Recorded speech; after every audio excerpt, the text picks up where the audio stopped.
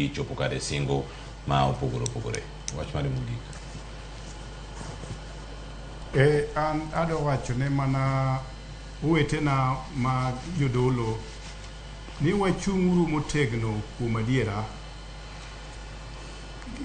Ne Bishop, the late Archbishop Gitare nowacho ni kik wawe sirkal dhi mabor,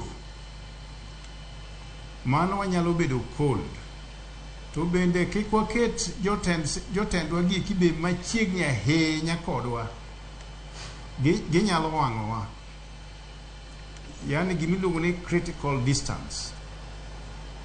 Nitie gik moko ma ka wadhiye josiasa gi gin bende gin jowad adieri, but nitie kuonde moko ma onego waweni gi space margi gitim kaka gin ema gidwaro timogi, nikech moko nywandowa.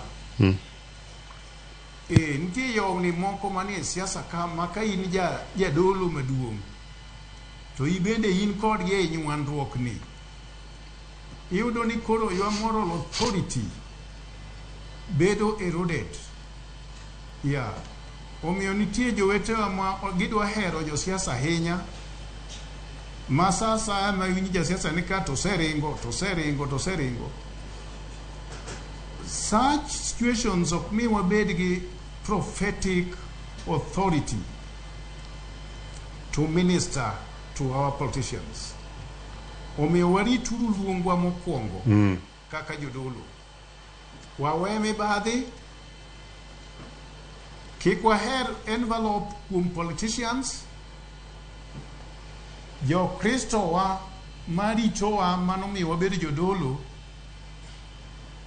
should be able to take care of our needs.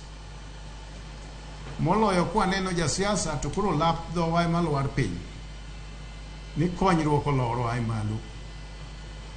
Mago gik mamayowa teko mar yalo injili. To wabedru gi geno ni pod wantie, Nyasaye pod wuoyo kodwa, wayiene mondo wuo kodwa mondo wabed wuo gi jopiny. Erokamano.